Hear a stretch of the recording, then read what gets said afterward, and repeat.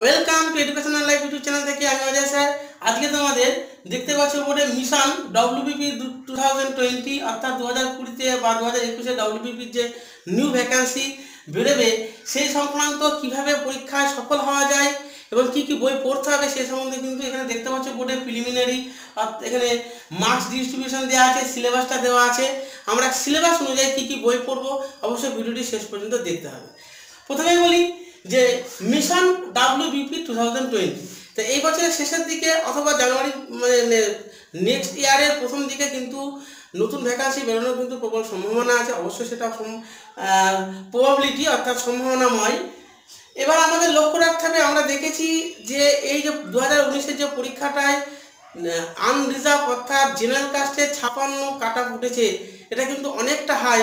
তার আগের বার ছিল 37.7, তাহলে এই এতটা এই 8-এর ওপরে কিন্তু কাট অফ বেড়ে গেছে। আমাদের প্রস্তুতি কিন্তু ঠিক সেভাবে খুব শক্তভাবে নিতে হবে। সেই জন্য আমরা খুব কায়দা করে যদি ঠিকঠাকভাবে যদি আমরা পড়াশোনাটা না করি, পরিশ্রম না করি সঠিক পদ্ধতিতে, তাহলে কিন্তু আমরা সফল হতে পারবো না। এখানে দেখতে পাচ্ছি ফিলিংসে আমরা 100 মার্কসের আমরা চুল ছেড়া বিশ্লেষণ করব। ভিডিওটি কিন্তু শেষ পর্যন্ত দেখো, নাহলে কিন্তু তোমরা ধরতে পারবে না বিষয়টা। প্রিলিমিনারিতে 100 থাকে 50 নম্বর জিকে, ম্যাথ 30, রিজনিং 20, এবং মেন্সে কি জিকে 25, ইংলিশ 25, ম্যাথ 20, রিজনিং 15। তাহলে এই দুটো অ্যানালাইসিস একসাথে করতে হবে। এই কারণেই আমাদের প্রিলিমিনারি পরীক্ষা পাস করার পরও মেন্সে ভালো রেজাল্ট না করতে পারলে, অর্থাৎ মেন পরীক্ষাটা যদি খুব বেশি স্কোর না করা যায়, তাহলে কিন্তু ঠিক এই বছরে যেমন হলো প্রচণ্ড পরিমাণে বেশি কাট অফ উঠে গেছে এবং অনেকেই আনএক্সপেক্টেডভাবে মানে যারা পারেনি তারা কিন্তু আশা হতে হবে তারা কিন্তু চাকরিটা পেল না এই বছর। তাই প্রস্তুতি কিন্তু আমি একজন তোমাদের একজন অভিভাবক ধরতে পারো, শিক্ষক, আমি একজন শিক্ষক হিসেবে আমার মতামত তোমাদের বলছি। প্রিলিমিনারি পরীক্ষা মেন্সের পরীক্ষা এবং আলাদা করে দেখার কিছু নেই। কেন প্রস্তুতি নিতে হয়, কিন্তু প্রিলিমিনারিটা মোটামুটি পাস করা গেলেও মেনে কিন্তু ভালো রেজাল্ট না করতে পারলে ইন্টারভিউতে যত নম্বরই দিক না কেন সেক্ষেত্রে কিন্তু স্কোরটা হাই হচ্ছে না, তার ফলে কিন্তু চাকরি পাওয়াটা চাপ হয়ে যাচ্ছে। সেজন্য আমাদের কি করতে হবে, প্রথম থেকেই ম্যাথ, জিকে, রিজনিং, ইংলিশ, মানে প্রিলিমিনারি ইংলিশ না থাকলেও ইংলিশটাও কিন্তু প্রথম থেকে আমাদের প্রস্তুতি নিতে হবে। ধরে নিতে হবে আমার প্রস্তুতির লেভেলটা ঠিক এরকমভাবে থাকবে যে প্রিলিমিনারিতে আমরা খুব সহজেই পাস করে যাব, এবং সহজ বলা ভুল, মানে প্রিলিমিনারি পাস করে যাব, প্রস্তুতি যা থাকবে মেনে কিন্তু আমরা এখন থেকে সেই টার্গেটটা এখন থেকে নিতে হবে। চাকরি করবো মানসিকতা নিয়ে কিন্তু তোমাদের পড়তে হবে, এটা কিন্তু মেন লক্ষ্য স্থির রাখতে হবে। তা প্রথমে বলি কি কি ধরনের বই পড়বে। জিকে, ম্যাথ, রিজনিং একটা বিষয় খুব পরিষ্কারভাবে বোঝো, কোনো কোচিং সেন্টার বা কোনো কিছু নোটস, সমস্ত নোটসের ওপরে ডিপেন্ড করে কিন্তু চাকরি পাওয়াটা আগে হয়তো হতো, এখন কিন্তু হবে না। কারণটা প্রথমে বই তোমাকে পড়তে হবে, খুঁটিয়ে খুঁটিয়ে প্রশ্ন যদি করে সেক্ষেত্রে কিন্তু অ্যান্সারটা কিন্তু দিতে গেলে নোট কিন্তু পর্যাপ্ত নয়। আমার মনে হয় যে নোটস পড়ার সাথে সাথে বইটাকে ডিটেলসে পড়তে হবে। যে জিকের কোন পোর্শনটা, যে ভারতীয় ইতিহাস, তারপরে পশ্চিমবঙ্গের ভূগোল বা ভারতীয় ভূগোল বা দেশের বিভিন্ন যে স্ট্যাটিক জিকে যেগুলো সেগুলো পড়তে হবে, খেলাধুলার উপরে পড়তে হবে। এই জিকের কোনো কিন্তু শেষ নেই, এটা যেমন সত্যি কথা, কিন্তু অপশান টেস্টের একটা ব্যাপার থাকে। ধরো অপশানে কি আছে, এ বি সি ডি। এবার জিকে তুমি খুব বেশি করে পড়েছো, হয়তো প্রথমে বললে 10 ডিগ্রি চ্যানেলটা আমরা জানি। 10 ডিগ্রি চ্যানেল কোথায়, আন্দামান নিকোবর দ্বীপপুঞ্জের মাঝখানে 10 ডিগ্রি চ্যানেল আছে, 8 ডিগ্রি চ্যানেল আছে। এবার আমি 10 ডিগ্রি 8 ডিগ্রিটা জানি। এবার ধরো সাপোজ একটা অন্য একটা ডিগ্রি থেকে প্রশ্ন এসছে যে এই ডিগ্রিটা কোথায় অবস্থিত, ভূগোল থেকে প্রশ্ন বলছি, সেক্ষেত্রে এ বি সি, তার মধ্যে এ আর সিটা ধরো তোমার জানা আছে, যেটা কিন্তু অপশানটা এ আর সির মধ্যে হবে না, তাহলে বি আর ডি এর মধ্যে হতে পারে।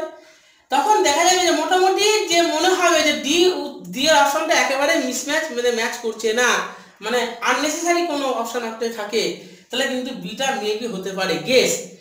অটোমেটিক যদি বেশি পরিমাণে জিকে পড়া থাকে তাহলে কিন্তু অনেকটাই কিন্তু মানে সেই সঠিক উত্তরটা যদি না জানা থাকে তাহলেও কিন্তু অ্যান্সার করে আসা যায়। আমার বক্তব্য হচ্ছে জিকে তোমাকে কি কমন আসবে আগে থেকে কেউ বলতে পারবে না, কিন্তু তোমার জিকে পড়া পরিধিটাকে অনেক বেশি করে পড়তে হবে। তাই জিকের জন্য বাজারে যে সমস্ত বই আছে, ছায়া প্রকাশনীর বই আছে, বইগুলো তোমরা একটু লিখে নিতে পারো। ছায়া প্রকাশনী বই, তুলসী প্রকাশনীর বই, এগুলো কিন্তু খুব ভালো বই।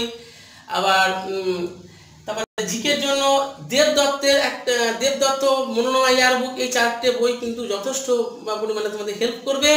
তার সাথে সাথে কি যে 9-10 লেভেলের একদম 7, 8, 9, 10 এই 4টে ক্লাসের ইতিহাস, ভূগোল, বিজ্ঞান, জীবনবিজ্ঞান, ভৌতবিজ্ঞান এই বিষয়গুলোকে কিন্তু খুব জিকের কোশ্চেনের জন্য থরলি বইগুলো পড়তে কিন্তু তোমাদের উপকার হবে।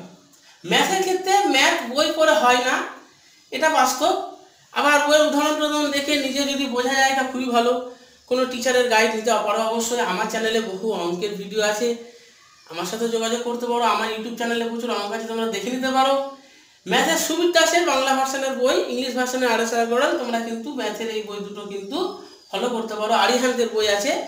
তাহলে ম্যাথের ক্ষেত্রে আরিহান্ত, আর এস আগরওয়ালের English version, Arihant English version, Bangla ভার্সনের সুবীর দাস, এই 3টে বই কিন্তু ম্যাথের ক্ষেত্রে খুব ভালো। জিকের ক্ষেত্রে 4টে বইয়ের নাম বললাম।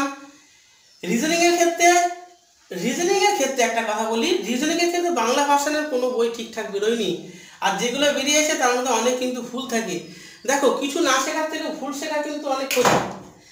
ভুল শিখলে অনেক ক্ষতি হয়।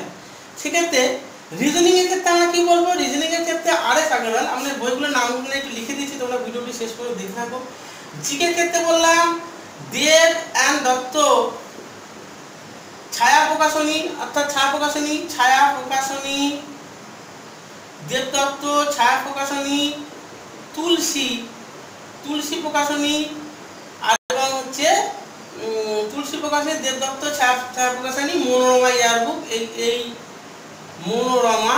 তাহলে এই 4টে কিন্তু জিকের ক্ষেত্রে কিন্তু তোমাদের অনেকটা হেল্প করবে। আর থরলি ডিটেলসে ক্লাসের বই পড়তে হবে, মাধ্যমিক লেভেল পর্যন্ত ক্লাসের বই পড়তে হবে জিকের ক্ষেত্রে। ম্যাথের ক্ষেত্রে বললাম সুবীর দাসের ম্যাথটা খুব ভালো। এবং ইংলিশ ভার্সনে আর এস আগরওয়াল এবং হচ্ছে আরিহান্তের ইংলিশ ভার্সনটাও কিন্তু ভালো। এটা হচ্ছে ম্যাথের ক্ষেত্রে হয়ে গেল। এবার রিজনিংয়ের ক্ষেত্রে যেটা বলি, রিজনিংয়ের ক্ষেত্রে কি আসে, বাংলা ভাষায় রিজনিং কিন্তু অনেক ভুল থাকে, ঠিকঠাকভাবে থাকে না। তোমরা বিভিন্ন পত্রিকা, অ্যাচিভার্স, সাফল্য, পেশা প্রবেশ বা যে সমস্ত পত্রিকা বেরোয় আর কি, বা পরীক্ষা প্রস্তুতি, পত্রিকা থেকে রিজনিং করতে পারো। আর ইংলিশ ভার্সনের আর এস আগরওয়ালের একটা মোটা বই আছে, দেখো আমার কাছেই আছে বইটা, তোমরা দেখতে পারো। আমি এটা, এই যে আর এস আগরওয়ালের এই বইটা কিন্তু ভীষণ কার্যকরী। এই বইটা টোটালটা করতে পারলে কিন্তু ডব্লিউবিসিএস থেকে আরম্ভ করে সমস্ত পরীক্ষার ক্ষেত্রে কিন্তু ডব্লিউবিসিএস এর বলো, রেল, সমস্ত ক্ষেত্রে কিন্তু আর এস আগরওয়াল ইংলিশ ভার্সন থেকে কিন্তু কোশ্চেন সেট করা হয়। তাই রিজনিংয়ের ক্ষেত্রে আমি সাজেস্ট করব আর এস আগরওয়ালের বইটা কিন্তু ইংলিশ ভার্সনের রিজনিং ক্ষেত্রে ব্যবহার করতে পারো। আর একটা কথা বলি, বাজার চলতে অনেক বই বেরোয় যেগুলো হয়তো স্পেশালি ডব্লিউবি কনস্টেবল করে বেরোয়, সেগুলো কিন্তু একটু দেখে শুনে পড়ো, কিন্তু অনেক ভুল থাকে। ভুল শিখলে কিন্তু সেই পরীক্ষায় গিয়ে কিন্তু দুটো ভুল করে আসলে তোমার কিন্তু ক্ষতি হয়। তাহলে কি হলো, জিকে হলো, ম্যাথ হলো, রিজনিং হলো। ইংলিশের ক্ষেত্রে বলবো, দেখো ম্যাথ এবং ইংলিশে কিন্তু বেশিরভাগ স্টুডেন্টদের মধ্যে একটা ফোবিয়া বা ভয় কাজ করে। ভয়ের কিছু নেই, যদি ঠিকঠাকভাবে প্র্যাকটিস করা যায় তাহলে কিন্তু ইংরেজি, ম্যাথ কোনো কিছুই সমস্যা হবে না। তাও একটা জিনিস হতে, ভালো স্কোর করতে গেলে 85-এর মধ্যে 25, এটা খুব ভালো করে খেয়াল করো।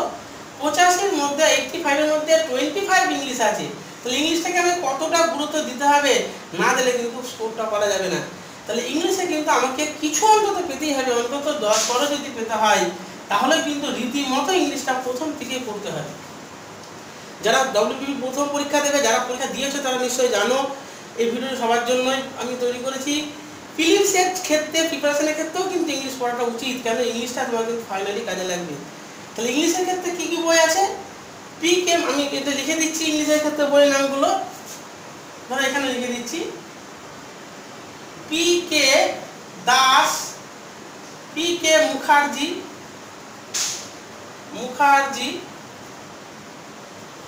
পিকে দাস, পিকে মুখার্জি মাধ্যমিক লেভেলে ইংলিশ গ্রামার বইটা কিন্তু অবশ্যই এই দুটো পড়তে পারো। আরেকটা হচ্ছে পিকে দাস না মোস্টলি পিকে সরকার হবে হয়তো, এটা একটুখানি কনফিউশন হচ্ছে। পিকে দে সরকার বা পিকে সরকার, আর হচ্ছে পিকে মুখার্জি।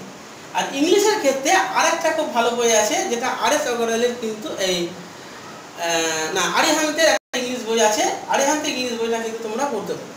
আরিহান্তে ইংলিশ বইটা কিন্তু তোমাদের ভীষণ কার্যকরী লাগবে।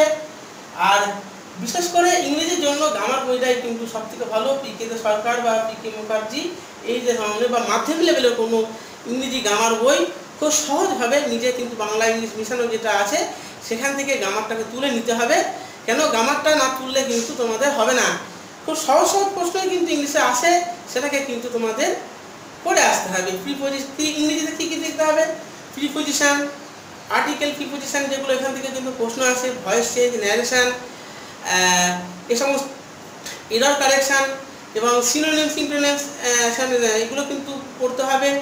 ওয়ান ওয়ার্ড সাবস্টিটিউশন, এগুলো কিন্তু তোমার ইডিয়ামস, এ সমস্ত কিন্তু ইংলিশের যে গ্রামারের পোর্শনটা বেসিক জায়গাগুলো কিন্তু তোমাদের পড়তে হবে। না পড়লে কিন্তু ইংরেজিতে নাম্বার তুলতে পারবে না। তাই এই ওভারভিউ টোটালটা বললাম আমাদের যে মিশন WBP 2020। তাই পড়াশোনাটা খুব ভালো করে চালিয়ে যাও। আমার ইউটিউব চ্যানেলে অনেক ভিডিও আছে, ম্যাথ, ইংলিশ, সিআই, জিকে সমস্ত কিছু আছে, তোমরা ভিডিওটা দেখতে থাকো। নতুন যারা চ্যানেলকে সাবস্ক্রাইব করে দেবে। আর ভিডিও ভালো লাগলে বন্ধুদের মধ্যে অবশ্যই শেয়ার করে দাও, লাইক কমেন্ট করতে আশা করতে পারি। দেখা হচ্ছে পরের ভিডিওতে।